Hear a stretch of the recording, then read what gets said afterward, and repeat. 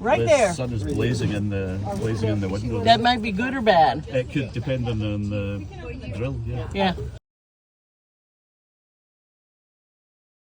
In some cases, these mausoleums have not been opened because they didn't have the key for over a century. And responding, looking at it, saying, "Oh, look at this piece of plate glass. I've never seen it before." Over time, it becomes something like this. You get a ghost image.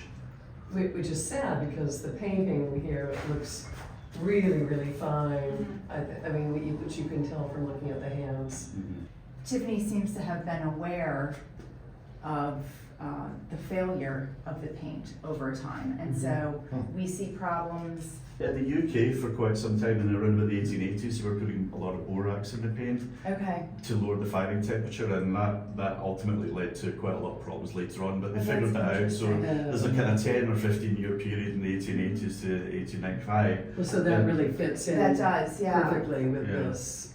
So Drew, if just to make sure I understand, because there was glass in the original paint, if it wasn't fired properly originally, it would not have adhered to the substrate of the glass properly? The powdered glass is supposed to melt and fuse to the base glass. That's how glass paint works. And if it doesn't reach the right melting point for the glass paint, the glass powder glass, to melt and fuse to the substrate glass.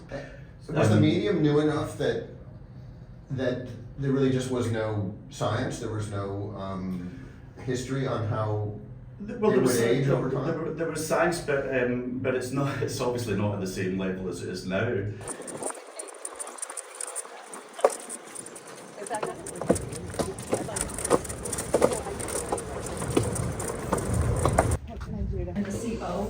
You know, it's not just the size, the top profile. No, as we were talking about the paint loss before, this is a good example of that. The frame, what the support bars may lead to future attribution. The names, right? Yeah. By cross-referencing other windows that came from other mausoleums, even other locations. Exactly. Yeah. Oh, yeah, absolutely. Sculptures done by unsung people on the facades of New York City buildings, and a lot of those came from modeling books. They're previous references, so these are, we wouldn't call them Here we are. photos.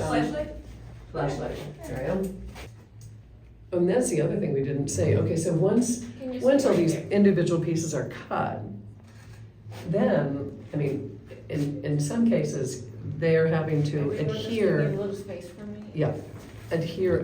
a ribbon of copper foil to the edge of the glass. Right. So each one of those little tiny pieces, if it's copper foil, if not, it's lead cane, but has to have this copper foil on it, and then it's soldered. So all of those, and the men did that hot work. But so you know, they're very skillfully putting a line of liquid lead, essentially, on which adheres to the copper foil. So each one has to have that, and then they do the same thing on the back. Every single piece of glass we see, whether it's, 500 pieces of glass in a lampshade, or thousands and thousands in a window, every single piece is an aesthetic choice that has been made, because you have different sets. You're very good at pointing, Drew. Cubbies and cubbies and cubbies of all this glass.